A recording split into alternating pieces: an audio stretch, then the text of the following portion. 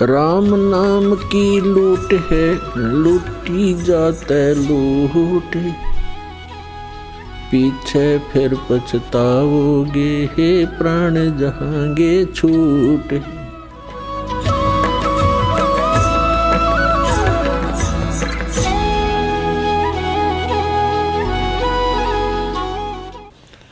जैसे सर्प ऊपर से कांचली छोड़ देता है और सर्प ओरिजिनल उससे भिन्न है, तो ये अपना बॉडी जो है ये तो कांचुली है, लेकिन इस कांचुली में हम बहुत कुछ प्राप्त कर सकते हैं।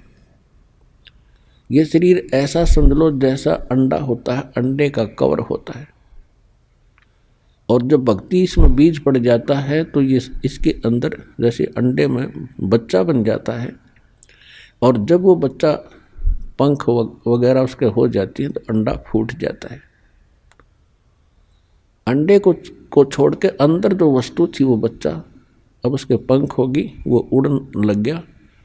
तो इसी प्रकार आपके अंदर जो बॉडी है, इस भक्ति से इस यो अंडा समझो, इसको अंड भी कहा है संतों ने, शरीर को पिंड भी कहा है, और इसके अंदर ये आपका जो भक्ति रूपी पर बनने लग रही है पंख, और जब ये भक्ति खूब करोगे डट के, समय आने पर आपके पंख लग जाएंगी उस सूक्ष्म शरीर के। ये ऊपर का कवर, ये अंडा यहीं पड़ा रह जाएगा, और ओरिजिनल पक्षी यानी भक्ति युक्त प्राणी सतलोक चला जाएगा सिद्धि से उड़ के। तो गरीबदास जी बड़े प्रभावित हुए, परमात्मा उनको लेकर ऊपर गए। सबसे पहले धर्मराज के दरबार में पहले ब्रह्मा विष्णु महेश के लोक दिखाए, स्वर्ग और नरक दिखाया।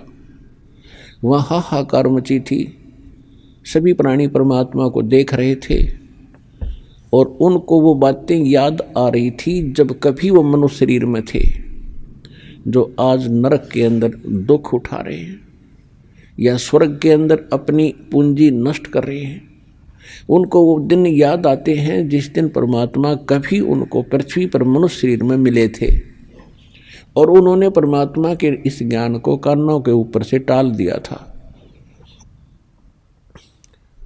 तो वहाँ रो रहे थे वो, हे भगवान, परमात्मा ने कहा कि मैं तुम्हें उस दिन मिला था वहाँ पर, और मैं क्या कह रहा था बच्चों, क्योंकि उसके मालिक के पास तो सारे रिमोट हैं, और प्रत्येक प्राणी के अंदर अंतःकरण में कोड वर्ड में पूरी असंख्य जन्मों की, जब से वो जन्म मर रहा है, कुत्ते गधे सूअर से कुछ भी बना है, वो सारा उसके अंदर फीड है। परमात्मा ने वो चालू कर दिया वचन से, और याद आई उसको, कहाँ भगवान आप मिले थे और आप कह रहे थे जो साधना तुम कर रहे हो ये नरक में और स्वर्ग दोनों में जाना पड़ेगा, और मैं जो भक्ति बताता हूँ वो इससे भिन्न है, उससे तुम्हारा कल्याण होगा।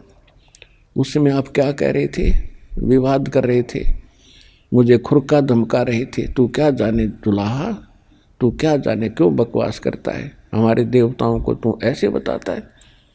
वो सारा कुछ सुनाया परमात्मा ने। वो लज्जित हो गए कि भगवान हमसे धोखा हो गया, बचा लो दाता, अब नहीं। परमात्मा बोले अब नहीं।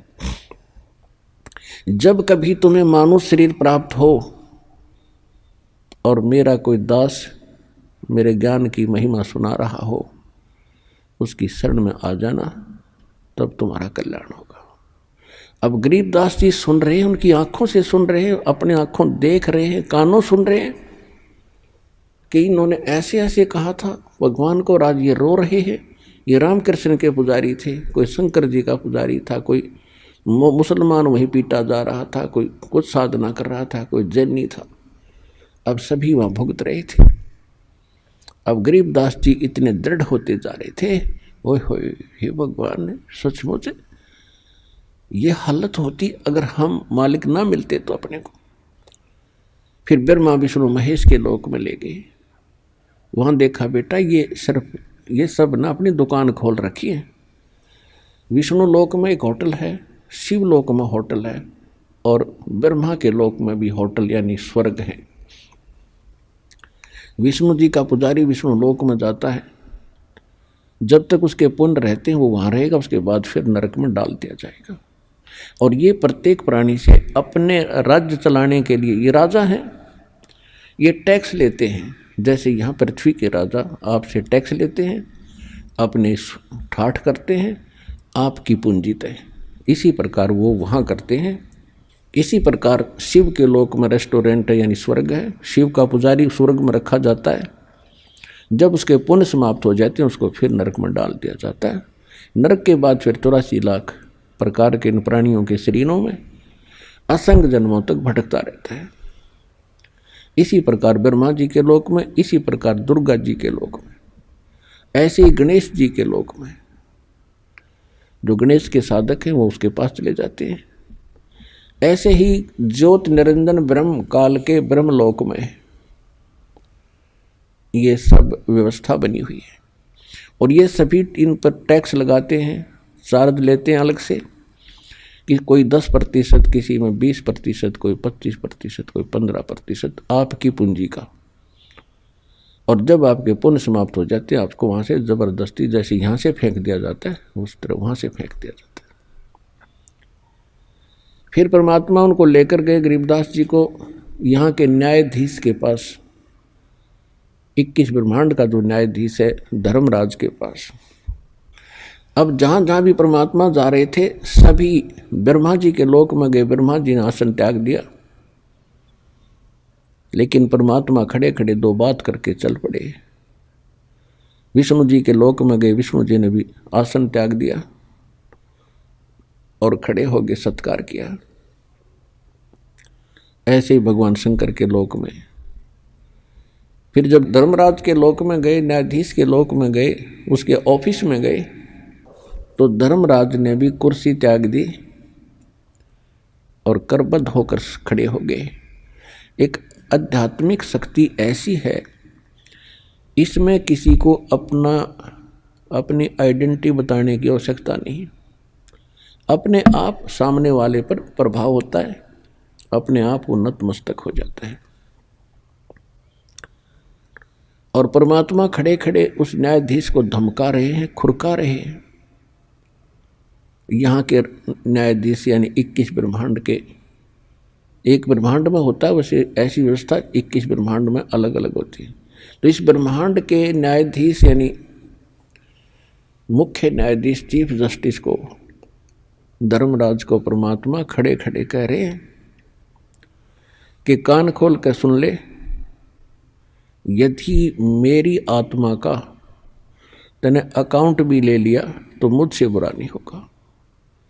यदि तेरे पास कोई भूल भटक कर आ जावे तो उसको मेरे पास भेज देना। धर्मराज ने कहा कि भगवान जो आपकी आज्ञा वही होगी, लेकिन मेरी एक प्रॉब्लम है, समस्या है।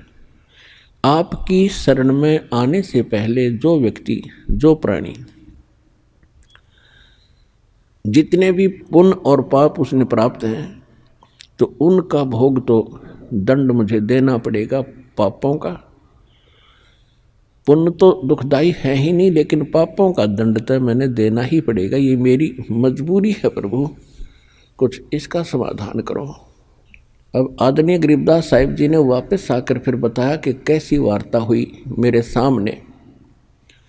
धर्मराज दरबार में देई कबीर तलाक, मेरे भूले चुके हंस को तुम पकड़िए मत कजाक। एक न्यायाधीश को जिसके सामने ब्रह्मा विष्णु महेश की पिंडी कांपे और उसको एक महापुरुष खुरका रहा है और कजाक कह रहा है कि ए चतुराद, कजाक माने ए नालायक आदमी, जब मेरे भक्त को नहीं पकड़ लेगा तो वो क्या कहते हैं, बोले पुरुष कबीर से धर्मराज कर जोड़े, तेरे हंस न पकड़ू नहीं मोहे 2 ही लाख करोड़। फिर क्या बताया, कर्मों से तीरथ है अब जो जप नाम कबीर, और वो तो मोहे पकड़ने पड़े दाता, जड़नी पड़े जंजीर। अब परमात्मा क्या बोले, करम भरम ब्रह्मंड के मैं पल में करहूँ ने से, जिन हमारी दुहाई दई सो करो हमारे पेश।